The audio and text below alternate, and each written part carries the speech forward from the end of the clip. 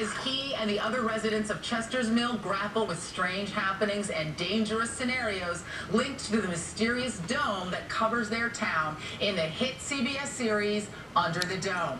Take a look. Can you stack those boxes? Here. Yes.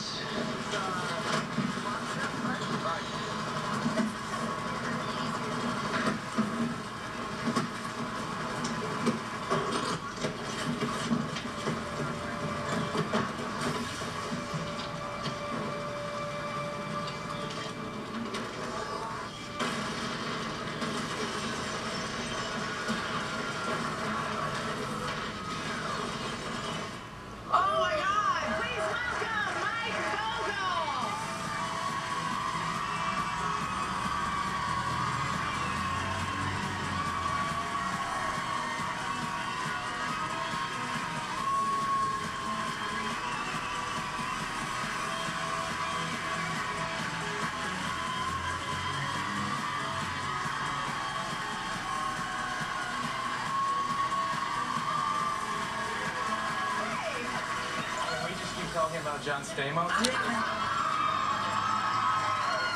we were saying with you coming out, this is a good-looking show.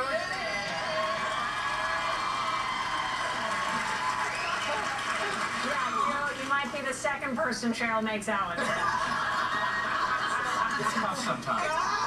It's a full-service show here. I knew there were benefits.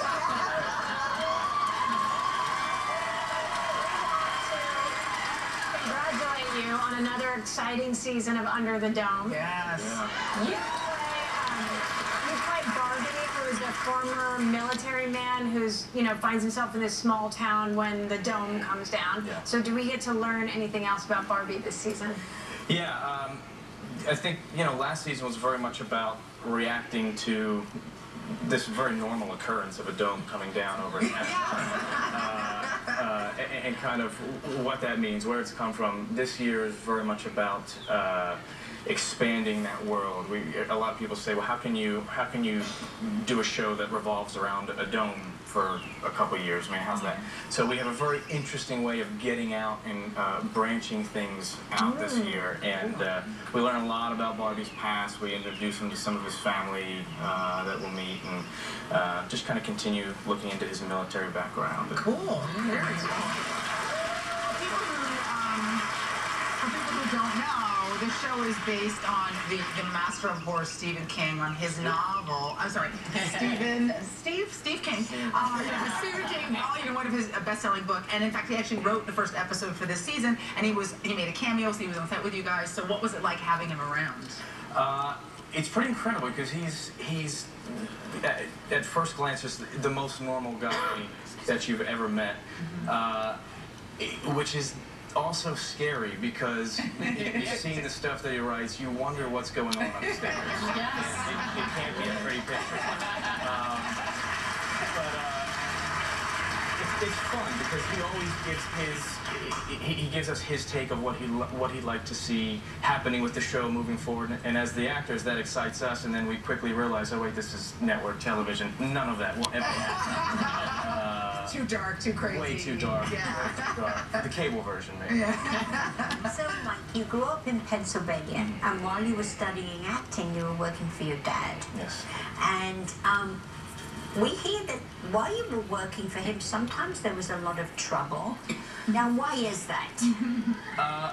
Well, I grew up, and I still to this day, when I go home with my father, I'll go out and put on a uniform, and he runs a plumbing business, and so I grew up sticking my hands in toilets and sewers, and so I know proud of where I come from, and when I was kind of cutting my teeth in all of this, I would practice my accents by going out to customers' homes.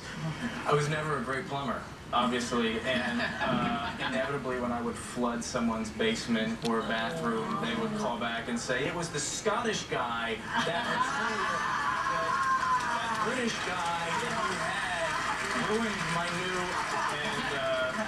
and my dad, yeah, I would get it chewing out. But it was fun. So Mike, you and your lovely wife, Courtney, have 3 adorable children.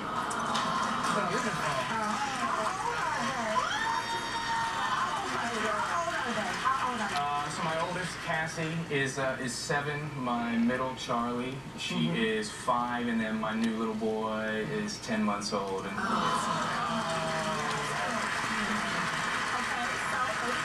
so what do your girls think about Daddy being on TV every week? they're still trying to figure that out. It's interesting watching their little minds try and wrap their head around it. So many times you'll go out to eat and someone will come up and want to talk about the show or anywhere, and they're used to it, and we've kind of had to put the kibosh on the older one as she's trying to process. We went out to a restaurant several weeks ago, and we're just ordering dinner, and the waiter was just coming up to take our order, and she goes, "Oh no, here we go again. Yeah, teeth on under the dome. Yeah." She's cute at 7.